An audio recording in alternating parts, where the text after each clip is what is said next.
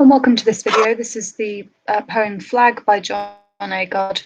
It's from the conflict section of the poetry anthology Towards the World Unknown, issued by the OCR exam board. So if you're doing this poem for your GCSEs, stay tuned and we will have a little look at the annotations that go with this poem. So let's start with the poet himself, John Agard. He's an interesting poet and writer. He does live in this country, but he's not from this country. He moved here in the 70s, I believe, but he's from a country called Guyana, and this is in South America. And he has a Jamaican heritage as well from the Caribbean. I think it's his father who's Jamaican. And so he explores in his poems a lot about this national identity. He has another poem called Half Caste, and that's in the AQA exam board. You might have come across that one in maybe some unseen text or something. So he's looking at a kind of split identity when you don't feel a true sense of belonging anywhere, and maybe that's a negative thing for you. So it's looking at this idea of split national identity.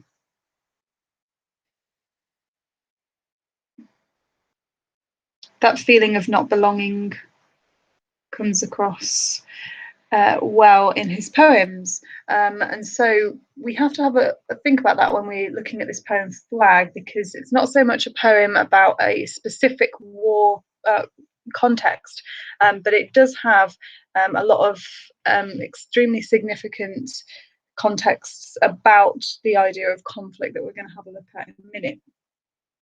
So there's not really much else that I want to say about him in terms of his biographical details, but we will have a think about what this means for the poem Flag as we go through. So if we go up to the top of the poem, you'll see that there's a little section for you to identify what the conflict is here. And I think as we go through this anthology, the more modern poems have extremely specific contextual details. We have to understand something about the Vietnamese War if we're thinking about What Were They Like by Denise Levertov. But this poem is not really about a specific context. It's not about a specific battle or war. It could be applied to anything. It's more the abstract concepts about fighting and about conscience and about this idea of representing your country well. So it's about some abstract ideas that we're going to get into. Of course, there's some internal conflict here, but it seems to be maybe the conflict is maybe the soldiers' own consciences that are in conflict. The people, many people who have fought in conflicts over the years, as they agree to fight in these battles, what does their conscience really say to them, and is it in conflict with what they're being asked to do? So that's something that's important for this poem. What form is the poem in? Excuse me. So the poem is, and I think I've said this word before, this phrase before, I'm sure it's not something that I've made up, but correct me if I'm wrong. It is a dramatic dialogue. And what poem am I thinking of that's in a dramatic dialogue? I'm thinking of What Were They Like from Denise Levertov. And I actually think these two poems share quite a lot of similarities that we're going to think about. It's a dramatic dialogue. We've got speaker one and we've got speaker two. And speaker one and speaker two are having like a Q&A session all the way through the poem. So whereas in Levertov's poem, the first stanza is just the 6 successive questions, in this poem, we have Q&A all the way through. Okay, and the answers always begin the same way with the same line. What else should we say about this poem? Well, it's in tercets, 3 lines per stanza. And this is actually quite important. You might not think it is, but some people have suggested that this is intended to sort of visualize what a flag looks like. Well, you see, this is first line here. What's that? Fluttering in a breeze. If you look at the stanzas, I think they're supposed to represent in a visual way a flag. You know, 3 block horizontal colours, 3 stripes in the flag. I think it's supposed to represent that. Visualize the flag with the 3, you know, blocks of colours here, and it's fluttering in the breeze. That's why it's kind of the lines are shaped appropriately as you go down the page there. So we'll get into the poem now. We'll have a little read through. What's nice about this poem is that there is not many difficult vocabulary words to sort out. We don't need to have any barriers in terms of the words. It's quite an easy to access poem, but it's enjoyable as well. And if I was going to do my GCSEs, I'd have a go at learning this whole poem. It would not take long at all. 5 stanzas, 3 lines each. You know, songs that are longer than this, you could definitely have a go at doing this. So that's my advice to you, and it compares so well with lots of poems in the anthology. So let's read it through together. Flag. What's that fluttering in a breeze? It's just a piece of cloth that brings a nation to its knees. What's that unfurling from a pole? It's just a piece of cloth that makes the guts of men grow bold. What's that rising over a tent? It's just a piece of cloth that dares the coward to relent. What's that flying across the field? It's just a piece of cloth that will outlive the blood you bleed. How can I possess such a cloth? Just ask for a flag, my friend, then blind your conscience to the end. So we've got a very simple structure to this poem. It looks simple on the page. The rhyme scheme, the alternate rhyme scheme, breeze, knees, pole, ball, it makes it seem like an easy to dismiss poem, but there's quite a lot of grown up and complex concepts going on throughout this poem. Well, what can we say? The first thing that's striking me as being obvious is this repetition of the second line in every stanza. It's repeated throughout. And this is a really key structural choice that Agard is making here, and I think it can have two ideas going on here. It's just a piece of cloth. It seems quite dismissive at first. It's got a bit of a dismissive tone where he's saying, you know, oh, it's only this piece of cloth. Physically, this flag that he's talking about is not particularly significant. A piece of cloth makes it sound like something I just wipe my kitchen table with. It's not even a full cloth, it's a piece, a fragment of that cloth.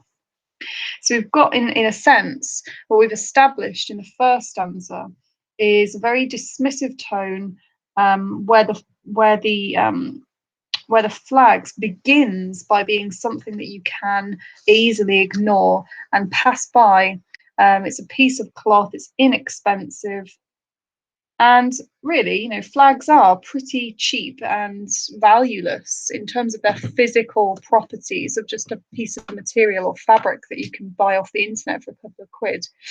They're not expensive, but the final line in every single stanza contrasts with the inexpensive, dismissive tone of the second line.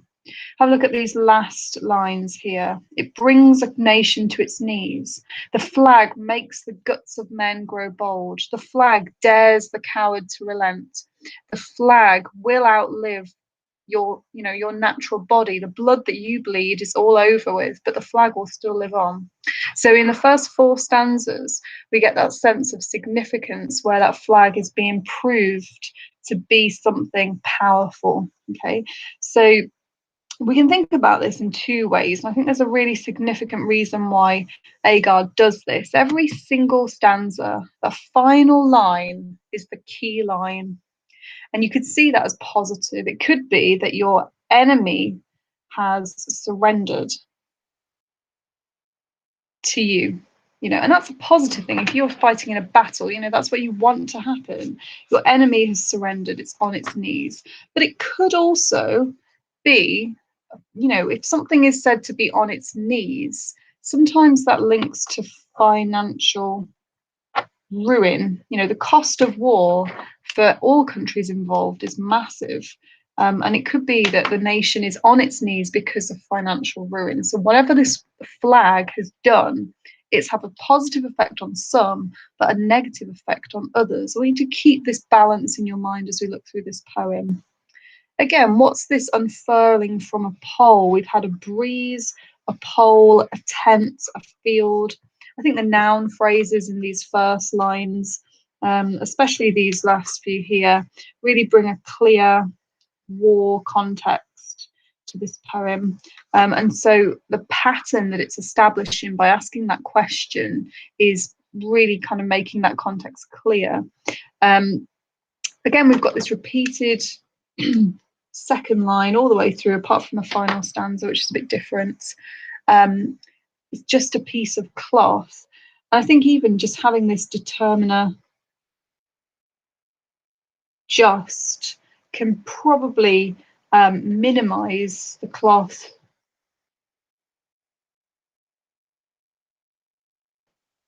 even more. You know, it's really minimalizing the significance that this cloth has. Again, emphasizing that the physical properties of the cloth are pretty inexpensive. But what does it do? Well, it makes the guts of men grow bold. Now, keep in mind this positive and negative aspect of this line again. It's positive because it, you know, inspires bravery among soldiers. That's kind of what you want your soldiers to be like. If you're heading off a battle, it's your military maneuvers. You don't want your soldiers to, like, you know, run away at the last minute. That would be terrible for you. So it makes the thought of the flag and the thought of the country for which it represents inspires bravery in the soldiers. But then we've got this really gory image here about a pile of guts on the floor. And again, this gory imagery makes me think that there's something negative that Agard is hinting at here. There's obviously a violence to war.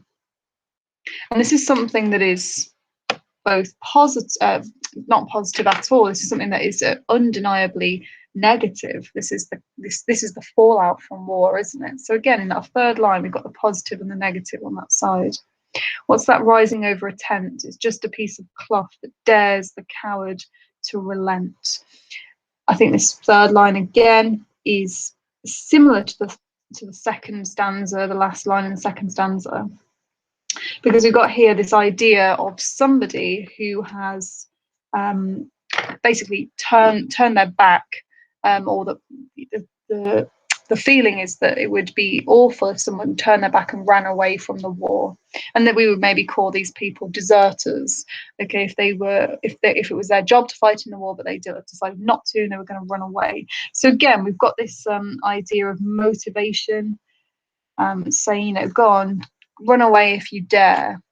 And the flag seems to be having power over people who could be perceived as cowards. And again, it's this idea that it inspires them to become brave and carry on fighting.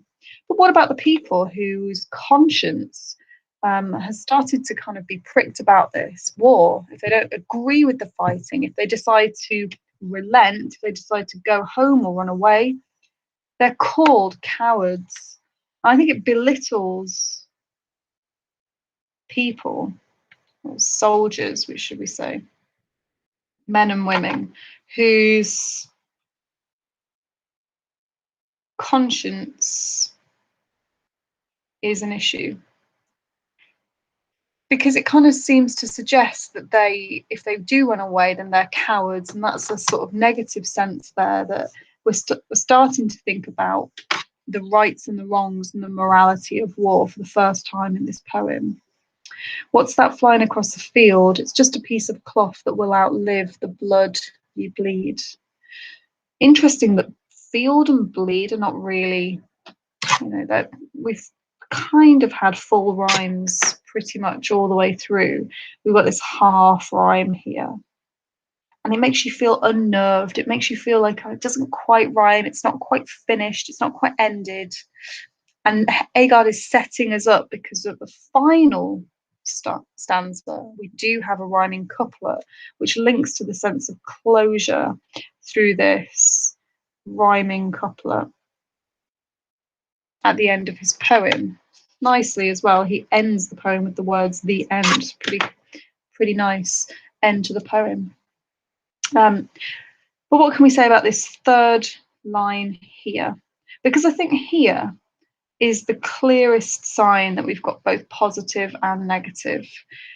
The flag will outlive the blood you bleed. Well, negatively, of course, that's a horrible prospect. You know, that life is precious, but in a war, it's expendable. It's just something that you have to give. If you're willing to fight for your flag and your country, you have to be willing to lay down your life, and you're going to die. And the flag, just this meaningless, valueless piece of cloth, is going to live on beyond you. Now, that's something that's immediately negative. But think about the positives of this. The values are not in the physical properties of the flag. The values are in the country it represents. So the values and the beliefs of the country that you're fighting for will live on. Even despite your physical sacrifice. This is what Agard is saying here. Both things are happening in this line. That soldier sacrifices have a positive impact on the country that they're fighting for. Now, this idea here that a flag will outlive you makes me think again of the personification of this inanimate object, the flag. It cannot possibly outlive a human, because it's not alive in the first place, and yet it kind of does. The link here I'm thinking about, and I said this poem was good, it links to a few poems. It links to Vergis Meinigt, and it also links to Anthem. I'm going to put these two, just the abbreviations for this, Anthem for Doomed Youth, because there, we've looked at it before, the weapons are more alive than the soldiers themselves, leading to this idea of, sort of soldiers that are not autonomous. Now, an autonomous person makes their own decisions and acts according to their own individual freedom and liberty to choose. But if the soldiers in this battle context are just obeying orders and ignoring their conscience, then they're almost dehumanized here. And I think that there is a little hint in this line that he's not necessarily implying that this is a good thing. We've got the plosives of blood you bleed, and this sort of suggests an aggressive tone to this poem. So not only have we got this positive and negative, but I think Agard is hinting as well about what he thinks and feels about these issues. Finally, then we're down to the last stanza. How can I possess such a cloth? And I think this last, if you were going to learn just one stanza, I'd learn this last stanza. Possess. This is a key verb here that we need to think about. I'm going to put my arrow all the way down here, which is so messy, and I hate that. But the verb possess here, why doesn't he say, how can I gain such a flag? Or how can I gain such a cloth? Or how can I purchase such a cloth? Or how can I achieve such a cloth?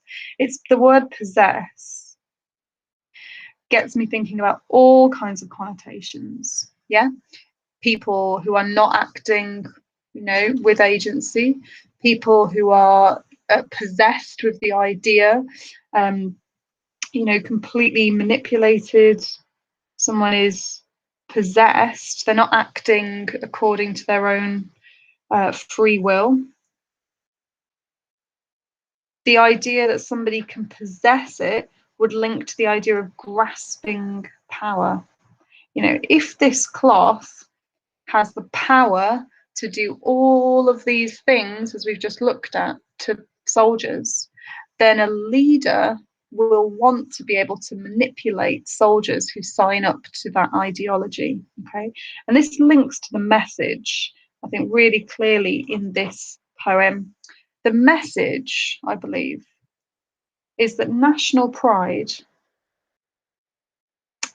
and identity, coming down to the issues that we were looking at the start, you know, this idea of national identity, the idea that you can have split loyalty.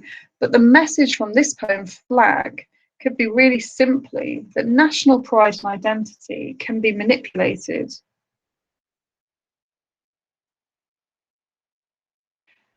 And misused by those in power. If you sign up to the ideology of the flag, you know, forget about your individual freedom to choose. If you're in a war context, you don't really have that individual freedom to choose. I think this leads me into the last line that we're going to have a look at now. Just ask for a flag, my friend, then blind your conscience to the end. So I've got a bit of room at the side here, and I'm just going to do a little bit of annotations on this final line, because it's a really key line. This is so ironic, right? Because your conscience makes you, I believe it's one of the things that makes you human, right? Your guinea pig won't think twice about beating another guinea pig to the last corn and seeing that guinea pig starve. Morally, animals do not have that sense of right and wrong. They have care instincts and survival instincts. But I believe I'm right, and I absolutely will stand by this, that it's a human characteristic. Only humans have this conscience mechanism, you know, whatever that is, wherever it's come from. It's the right or wrong, it's the moral choices that you make every day. Never ignore your conscience. If it's telling you something's wrong, it probably is wrong. So I think that when you blind your conscience, again, we've got this idea of the person blinding their conscience. They're almost dehumanizing themselves. You know, you don't need a leader to do it. If you're willing to let go of your conscience and blind your conscience, you're dehumanizing yourself. If you willingly sign up to that. And therefore you lose your individual freedoms.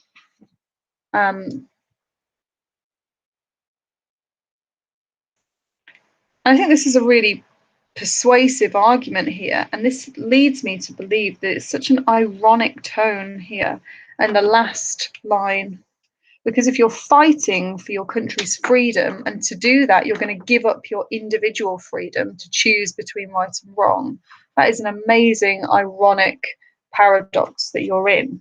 And what are you really fighting for? I think that's what he's asking in this final line here. What are you actually fighting for if you can be asked to do that? Okay, so it's quite a critical message by the end. I think we've got a lot of criticism that Agard sort of unfurls right at the end here.